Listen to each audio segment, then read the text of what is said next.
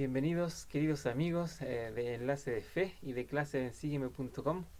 En otra oportunidad tuvimos hace 2 días nomás, el lunes, la transmisión hubo un error, así que ya pedimos las disculpas pertinentes, pero ahora estamos en esta clase en línea para poder compartir lo que nos faltó y que es el Salmos, ¿cierto? La primera parte de Bensígueme en esta semana. En este caso es Salmos 1 al 2, 8 y hasta varios capítulos seleccionados por la iglesia, ¿cierto? Hasta el 46. Jehová es mi pastor, se llama esta clase, y por supuesto eso nos deja en la mente la imagen de un pastor y sus ovejas, y la relación que tiene, ¿cierto?, de Jesucristo, el buen pastor, con todos nosotros. Así que estoy muy feliz de poder tratar este salmo en particular. Yo solo les pido que puedan compartir esta clase, como siempre pedimos. Es un clic nomás y nos ayuda bastante. Y por supuesto también que comenten desde dónde nos ven, como siempre. Nos encanta tener ese registro. Y cualquier idea, duda, comentario, siempre va a ser bienvenido durante la clase. Recuerden que aprendemos entre todos. Ahora, ¿tienes en general, todos ustedes, algún salmo favorito? Me gustaría saber si es que conocen el capítulo de su salmo favorito o el tema, porque sí, yo tengo uno y quiero partir esta clase de hoy, que va a ser bastante breve también, porque los salmos, la idea es no profundizar tanto, más bien, o sea, siempre es bueno profundizar, pero en esta clase nos vamos a enfocar más que nada en algunos temas que nos pueden levantar el ánimo y nos puedan ayudar a crecer, más que en el contexto mismo de los salmos. Básicamente los salmos, ustedes sabrán que se le atribuyen a David la mayoría, pero muchos eruditos dicen que también Jeremías pudo estar detrás de algunos y otros profetas de la época. Lo importante es saber que fueron inspirados y eran como odas, eran como poemas, con música. Incluso en esa época se cantaban, se aprovechaban para eso, para la reflexión. Por lo tanto, van a ver de hecho muchas partes en que dice Selah entre medio de los salmos, que significa una pausa de reflexión o una pausa musical. Nadie está tan al tanto de eso, pero hay varios indicios de que esto era usado en música.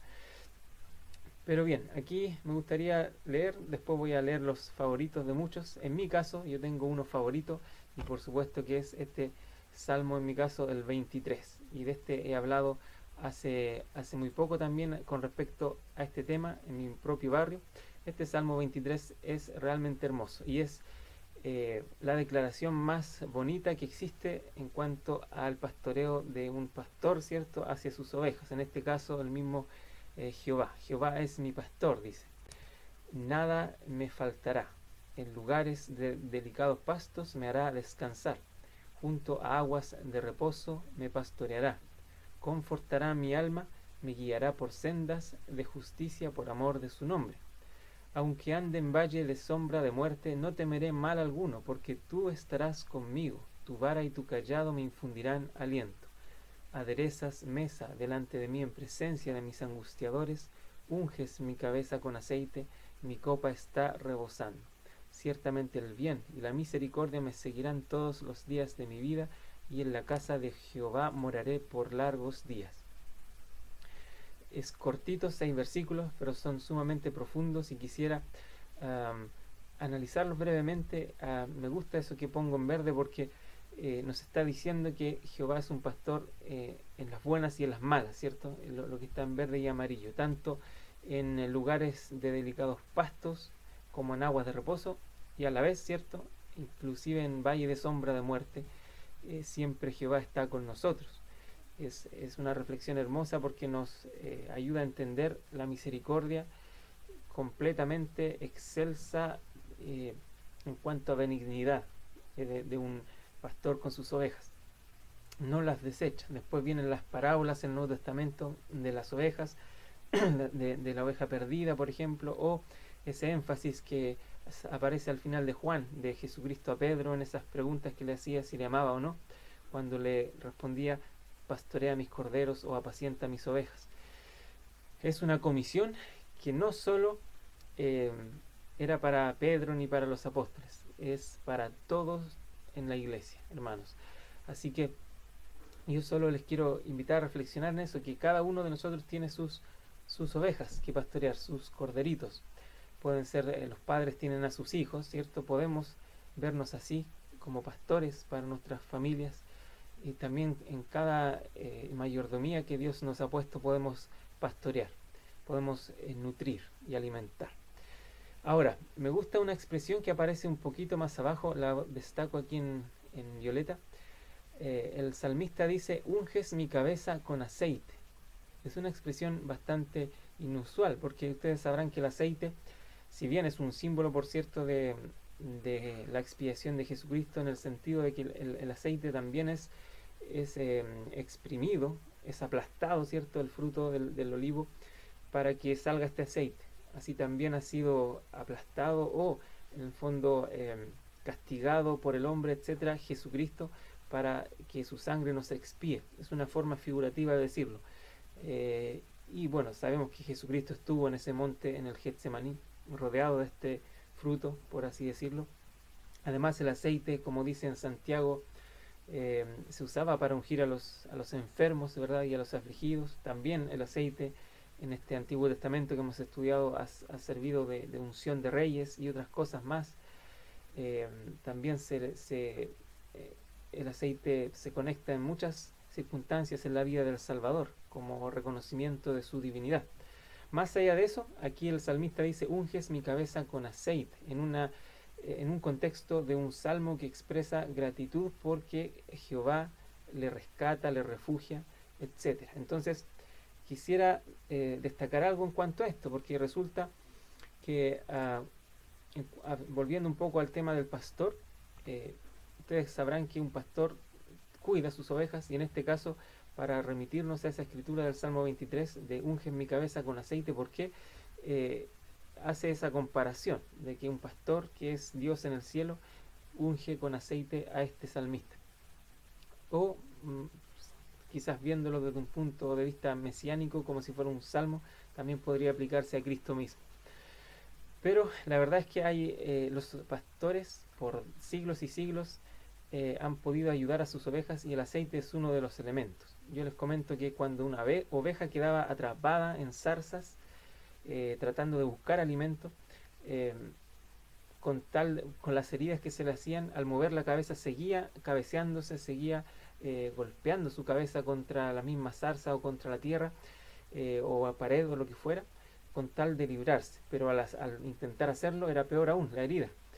Por lo tanto, lo que pasaba es que al final se quedaba quieta, y en ese momento, y también en otros momentos de aflicción de una oveja, siempre pasaba que venían mosquitos y se paraban en sus fosas nasales o cerca del ojo, y depositaban con el tiempo huevos que se convertían en larvas. Al final todo esto le picaba a las ovejas, por supuesto. No era para nada agradable, sino totalmente molestoso, por lo que también seguían destrozándose, cabeceándose contra la tierra misma, o contra lo que fuera, un elemento duro, eh, con tal de quitarse esa molestia tremenda, ese enemigo chiquitito, pero enemigo al fin, y poder, ojalá, tener paz. ¿Qué es lo que hacía un pastor en este momento? Era acercarse a la oveja y sumirle la cabeza, ¿cierto? Sumergirla, o bueno, rociarle aceite, mucho aceite, y este aceite quedaba como una capa protectora, una barrera entre la misma oveja y estos larvas o mosquitos, inclusive entre la zarza o cualquier elemento que fuera adverso a la situación. Entonces, ¿por qué cuento esto? Porque básicamente lo que hace el pastor, ¿cierto? Nuestro pastor, es protegernos como sus ovejas. Él provee, y como dice el Salmo, unges mi cabeza con aceite. En el fondo, me refugias, me salvas, me rescatas. Entonces yo testifico también que este Salmo nos ayuda a reconocer que, como dice más arriba, tanto en lugares como en aguas de reposo como en valle de muerte, Jehová es el pastor, tanto en las ovejas que están realmente atribuladas como todas las demás.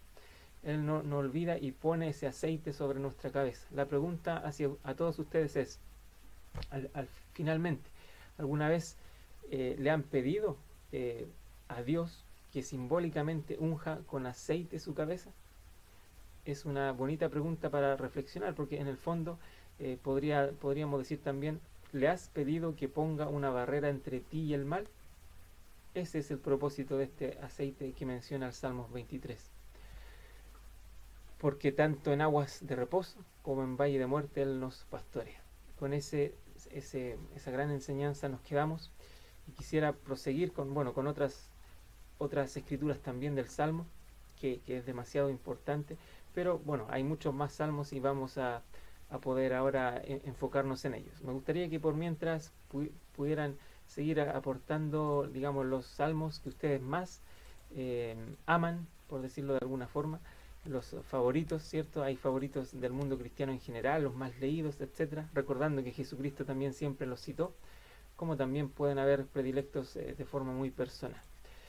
Pero vámonos a los demás. Tenemos el Salmos 1, y vamos a destacar hoy día el Salmos 2. Este es un mesiánico. ¿Qué quiere decir eso? Que los salmos mesiánicos son dados en representación de Cristo, como si Él estuviera hablando hacia un Padre Celestial o hacia lo que fuese, pero como si el salmista se metiera en primera persona en este futuro Mesías. En este caso tenemos aquí, hay una escritura que destacar que está en el 7. Dice, yo publicaré el decreto, Jehová me ha dicho, mi hijo eres tú, yo te he engendrado hoy. Eso pareciera ser confuso para algunos, ¿cierto? Porque al final este mismo salmo habla de esto de como un Jehová hablando a un hijo Mesías, y ustedes sabrán que Jehová es ese Mesías. Entonces, solo para recordar y no confundir, hay algo que se llama la investidura divina, ¿cierto? Que es la declaración que publicó la primera presidencia hace casi un siglo, un poquito más incluso, en todos sus tratos con la familia humana. Jesús, el Hijo, ha representado y representa a Elohim, el Padre en poder y autoridad. El Padre puso su nombre sobre el Hijo, y Jesucristo habló y ministró en nombre del Padre y por Él, y en lo que respecta a potestad, autoridad y divinidad, sus palabras y acciones fueron y son las del Padre. Entonces, hermanos, aquí tenemos una leve aclaración de lo que significa cuando Cristo puede estar hablando a favor, o sea, pensando como si fuera el mismo Padre, hablándole a él mismo como un hijo. Tiene esa autoridad Jesucristo para hacerlo. Y estos salmos mesiánicos son ricos en doctrina también. No solo son poemas bonitos que hasta cierto punto hasta riman, sino más bien contienen diferentes enseñanzas muy, muy hermosas. Vamos a irnos al Salmos 8, que también la clase lo destaca. Es otro mesiánico de David. David declara que los pequeños y los niños de pecho alaban a Jehová, y pregunta algo que destaco también en el versículo 4. ¿Qué es el hombre para que tengas de él memoria, y el hijo del hombre para que lo visites? Los líderes de esta época estaban acostumbrados a que Jehová fuera olvidado, y ellos querían recordar esto al pueblo, y la verdad les daba esta situación de quizás pena profunda de ver cómo el pueblo se alejaba de un Dios que tenía toda potestad, y que desde Adán, pasando por Abraham y Moisés, etcétera, habían recibido grandes manifestaciones en las cuales se les mostraba toda la potestad de Dios. Por eso estos líderes comprendían que el hombre al final no es nada, pero como diría un apóstol actual también, sin embargo, somos todo para Dios. En el sentido es que somos pasajeros, somos temporales en esta tierra. Por eso la pregunta, ¿qué es el hombre para que tengas de él memoria, y el Hijo del Hombre para que lo visites?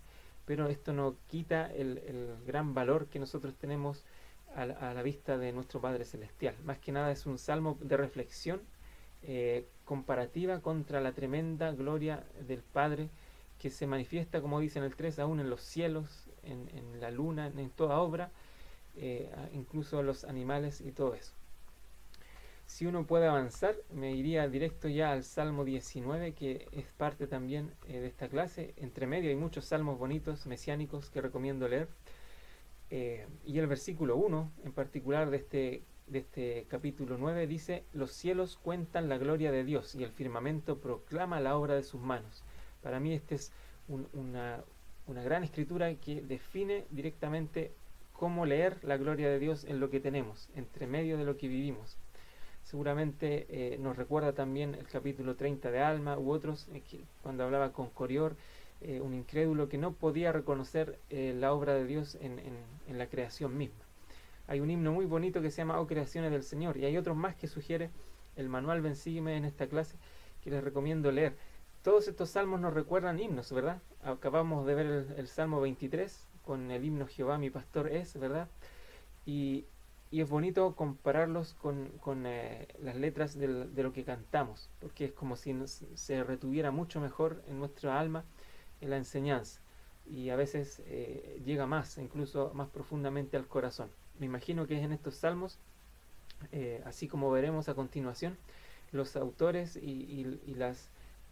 los escritores y músicos eh, podían desnudarse transparentemente de lo que sentían. Y vamos a verlo en uno de los salmos futuros, cómo es algo totalmente normal el hecho de que seamos honestos en cuanto a nuestros sentimientos. Y esa honestidad llegaba con los salmos, más que con ninguna otra cosa en esa época. Es por eso que debemos también enfocarnos mucho en ello. Vamos a ir al 22 ahora, es otro salmo mesiánico de David, en que se predice también el nacimiento de Jesucristo, o bueno, más que el nacimiento, la venida, ¿cierto? Pero también la muerte. Dice: ¿por qué estás tan lejos de mi salvación y de las palabras de mi clamor? Y aquí entramos a lo que acabo de decir. Vamos a darnos cuenta cómo se desnuda un alma en un salmo.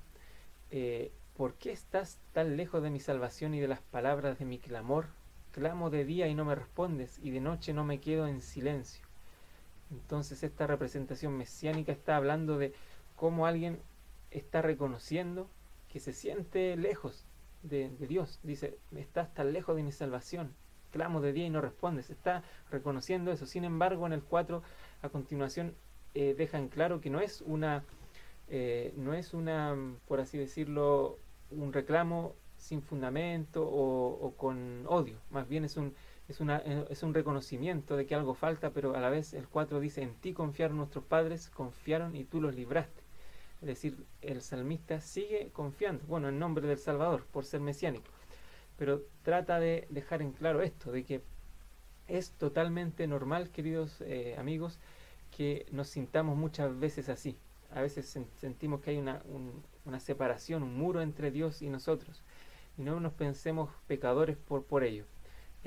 Acá en los salmos se ve como profetas, como en este caso reflejándose en un futuro Salvador, se iba a sentir solo también, pero dice: en ti confiaron nuestros padres y confiaron y tú los libraste. Es decir, la verdad es que ese sentimiento de lejanía no era de odio, era un sentimiento solamente que se razonaba y se complementaba con un deseo de confiar mucho mayor. De hecho, más abajo hay otros indicios. También dice, habla de otras cosas: despreciado del pueblo, me escarnecen, y esto se va ligando, si uno hace clic en las escrituras que aparecen como de referencia, se liga a lo que sucedió en Lucas 22. Pasaba eso, que Jesucristo fue burlado, fue golpeado, despreciado. Dice: me escarnecen, el 7. Si uno va también Lucas 23, habla de ese escarnecimiento que se va cumpliendo en este Salvador. Por, pero tú eres el que me sacó del vientre, dice el 9. Entonces se refleja básicamente esto: derramado soy como el agua. Aquí ustedes sabrán que Jesucristo es el agua viva, pero a la vez les comparto otra escritura que podría también simbolizar esto. En este Juan 19 dice: pero uno de los soldados le traspasó al costado con una lanza y enseguida salió sangre y agua. Es otra forma que tenemos de quizás recordar por qué Él es un agua derramada, por así decirlo, que es en este salmo se está tratando de traer al presente lo que pasaría a futuro. Horadaron mis manos y mis pies, y eso está en la guía de escritura, en muchas escrituras que aparece. También repartieron entre sí mis vestidos, en Juan 19 aparece ese relato. En fin, este salmo es un salmo mesiánico que se refleja en la vida del Salvador, en realidad. Pero como aparece al inicio y lo acababa de mostrar, es un salmo que se desnuda el alma aquí mismo, y no necesariamente debiera verse una situación de lejanía a veces que sentimos con Dios como un pecado, más bien como algo totalmente natural, y eso lo aprendemos en estos mismos salmos. Vamos ahora a ir a al Salmo 23. Bueno, ya lo vimos, así que nos saltamos al 24. En este dice que hay una escritura muy importante que quiero destacar, que es reachi estudiada. ¿Quién subirá al monte de Jehová y quién estará en su lugar santo?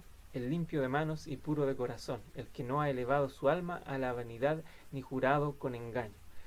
Es una forma que también el salmista halló para ayudarnos en nuestra preparación de lo que es el prepararnos para figurativamente ir al monte de Jehová, pero también al cielo.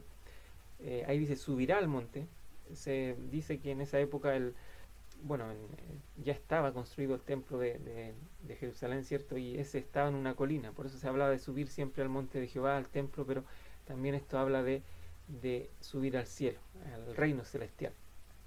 Y aquí tenemos que ver eso como una preparación constante, no es un evento único, no es como teniendo una recomendación de templo, como que estamos ya salvos, sino eso se tiene que mantener.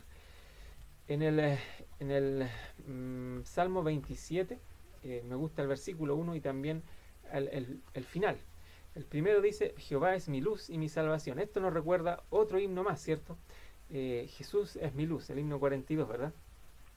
¿A quién temeré? Jehová es la fortaleza de mi vida, ¿de quién he de atemorizarme? Y al final de este mismo capítulo dice, espera en Jehová, esfuérzate y él alentará tu corazón. Sí, espera en Jehová. Qué bonito consejo de un salmo que lo tenemos en las escrituras y de verdad que debemos apreciarlo. Nos levanta el alma este Salmo 27. Si podemos ahora irnos al Salmo 31, vamos a aprender algunas cositas más, ya finalizando hacia los últimos que veremos. Este también dice que David, hablando como el Mesías, dice, en tus manos encomiendo mi espíritu. Y eso está en el 5, versículo 5 aquí.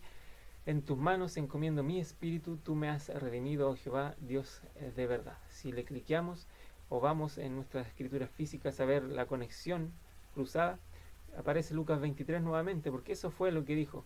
Entonces Jesús, clamando a gran voz, dijo, Padre, en tus manos encomiendo mi espíritu. Y habiendo dicho esto, expiró. ¿Qué aprendemos de esto, hermanos?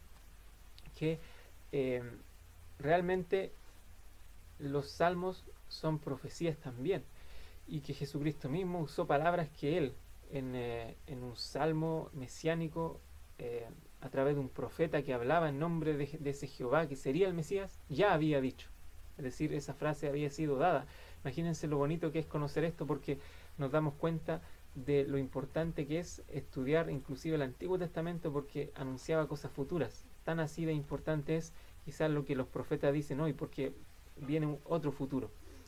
Y no pensemos que las cosas que Cristo iba haciendo también eran simplemente coincidencias o nacían de la nada, más bien él sabía de antemano, en su vida preternal como el gran Jehová, las cosas que él iba a hacer como Jehová pastor, como Jesucristo. Y si nos cambiamos al Salmo 33, también aquí quisiera destacar que aquí hay razones de por qué alabar a Jehová.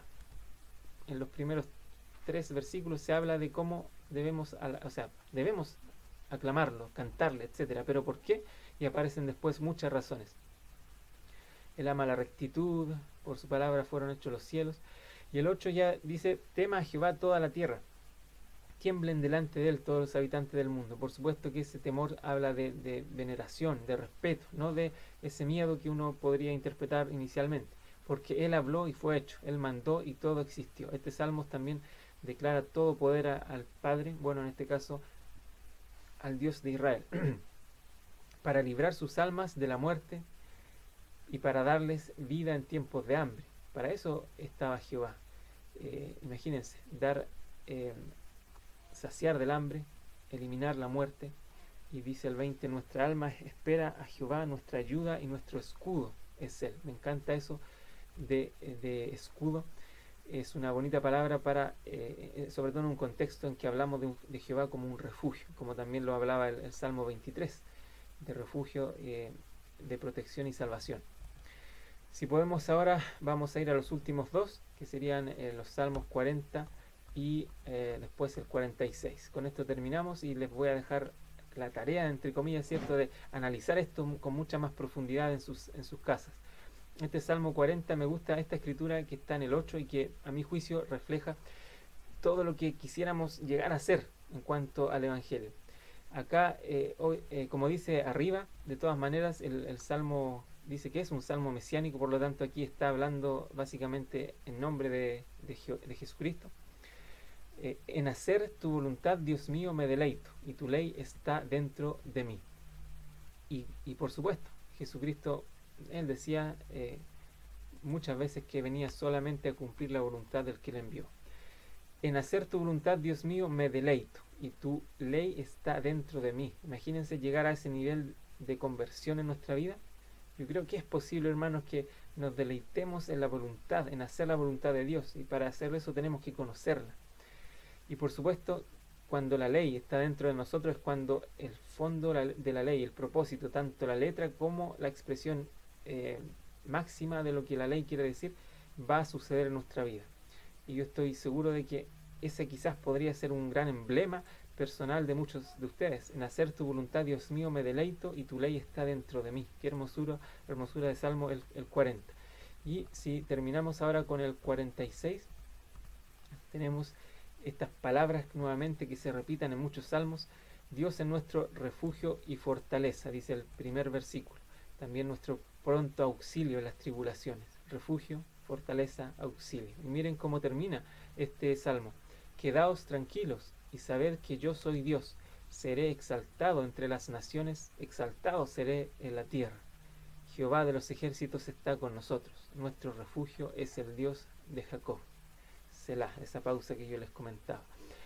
Qué hermoso salmo, y yo solamente les quiero dejar con estos versículos ultra inspiradores para que reflexionemos y podamos seguir adelante en lo que significa el poder acercarnos a Dios, acercarnos al refugio, poder traer ese ejemplo de pastoreo a nuestras vidas, yo pastorear al resto también, ayudar a las personas a que la adversidad no les duela tanto, poner ese aceite en sus cabezas, de alguna forma traerles refugio y protección, pero también ese buscarlo nosotros, cuando estemos nosotros atribulados.